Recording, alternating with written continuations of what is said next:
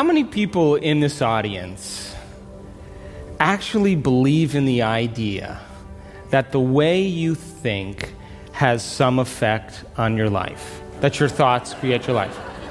You believe that, yes?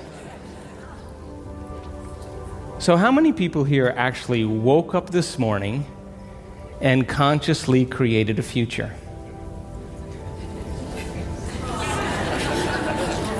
You know, the biggest reason why people don't do it is because you don't really believe it's true. You see, if you knew on a gut level that it was absolutely true, would you ever miss a day? Come on. And would you ever let any thought slip by your awareness that you didn't want to experience? So your brain, according to neuroscience, is organized to reflect everything you know in your life. Your brain is a record of your environment. It's a record, an artifact of your past. So if you believe this, then does your environment control your thinking, or does your thinking control your environment? So if you wake up in the morning and you get out of bed on the same exact side as you did the day before, you shut the alarm clock off with the same finger, you slip into your favorite slippers, you shuffle into the bathroom and you use the toilet like you always do, then you walk over to the mirror and you look at yourself to remember who you are, then you get into the shower and you wash yourself in the same routine way, then you groom yourself to look like everybody expects you to look, then you go downstairs and you drink coffee out of your favorite mug. Then you drive to work the same way as you did the day before. You see the same people that push the same emotional buttons. You do the exact thing that you know how to do and you memorize and can do so well that you're an expert at. Then you hurry up and rush home so you can hurry up and check your emails, so you could hurry up and go to bed, so you can hurry up and do it all over again. Now, here's my question. Did your brain change at all that day? We could say that you were thinking the same thoughts, performing the same actions, that create the same experiences, that produce the same emotions, but secretly expecting something to change in your life. Would you agree? So then, as the environment turns on different circuits in your brain, you begin to think equal to your environment. As you see the same people and go to the same places and do the same things at the same time, it's the external environment that's turning on different circuits in your brain, causing you to think equal to everything that you know. And as long as you think equal to everything that's familiar and known to you, what do you keep creating more of? Same life. Now, the quantum law is still applying to you. You're just thinking equal to everything that you know, and you keep creating more of the same. To change, to truly change, is to think greater than your environment. And every great person in history knew this. Whether it was William Wallace or Mahatma Gandhi or Martin Luther King or Queen Elizabeth I or Joan of Arc, they all had a vision. They all had an idea. Couldn't see it, couldn't smell it, couldn't taste it, couldn't feel it, but it was alive in their mind. It was so alive in their mind that they began to live as if that reality was actually happening now. So can you believe in a future that you can't see or experience with your senses yet, but you've thought about enough times in your mind that your brain is literally changed to look like the event has already happened? Neuroscience says it's absolutely possible. Now, your personality creates your personal reality. That's it. It's that simple. And your personality is made up of how you think, how you act, and how you feel. So the present personality who's sitting here today, you, has created the present personal reality called your life. Would you agree? Would you also agree then, if you wanted to create a new personal reality, that on a fundamental level you would have to change the thoughts that you are thinking, the behaviors and habits that you're demonstrating, and the emotions that you've memorized that's become part of your identity? And most people try to create a new personal reality as the same personality, and it never works.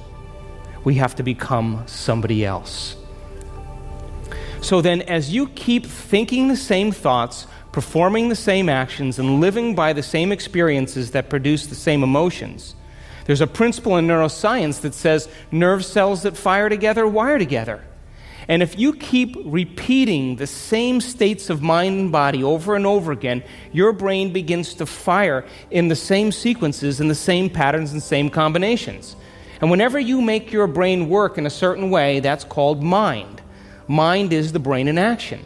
So as you remind yourself every day who you think you are, you're causing your brain to fire in the exact same ways. And as they fire and wire in the same patterns over time, the brain moves into a very finite signature, and that's called your personality. Now, that box in your brain isn't literally a box, but it's the most commonly wired, neurologically fired programs that run redundantly because we keep doing the same things over and over again. To change your mind, then, is to make the brain work in new sequences and new patterns and new combinations, to begin to make the brain work differently. And the one ingredient that allows us to do that is knowledge or information. Because every time you learn something new, you make a new connection in your brain. That's what learning is. Learning is forging new connections. Remembering is maintaining or sustaining those connections. So now, every time you have a thought, you make a chemical. And if you have a great thought, or an unlimited thought, or a joyful thought, you turn on a set of circuits in your brain that fires in a very specific sequence, pattern, and combination, that produces a level of mind, that turns on another part of the brain that makes a chemical for you to begin to feel exactly the way you were just thinking, great or unlimited or joyful. Now, if you have a negative thought or an unhappy thought or a self-depreciating thought, you turn on a different set of circuits and a different combination, a different sequence, and a different pattern that produces a different level of mind. And the brain then begins to make a different batch of chemicals that signals the body for you to begin to feel exactly the way you were just thinking, negative or unhappy or unworthy. So the moment you begin to feel the way you think, because the brain is in constant communication with your body, you begin to think the way you feel, which makes more chemicals for you to feel the way you think, and then you think the way you feel, and then you feel the way you think, and then you think the way you feel. And some people do this for 20 or 30 or 40 years. Now, the redundancy of that cycle over time creates what I call a state of being. And a state of being is when your mind and body are working together, or your thoughts and feelings are aligned to a concept. So thoughts are the language of the brain, and feelings are the language of the body. And as people get caught in this cycle of thinking and feeling and feeling and thinking, over time, they condition their body to memorize that emotion as well as the conscious mind. And whenever the body knows as well as the mind, that's called a habit. A habit is when your body is the mind. Now, 95% of who you are by the time you're 35 years old is a set of memorized behaviors, set of emotional reactions, beliefs, perceptions, attitudes that run just like a computer program.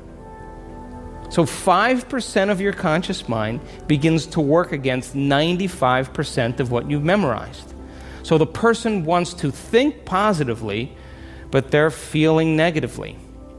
They want to create their dream board, and put up their future life, but they feel unworthy.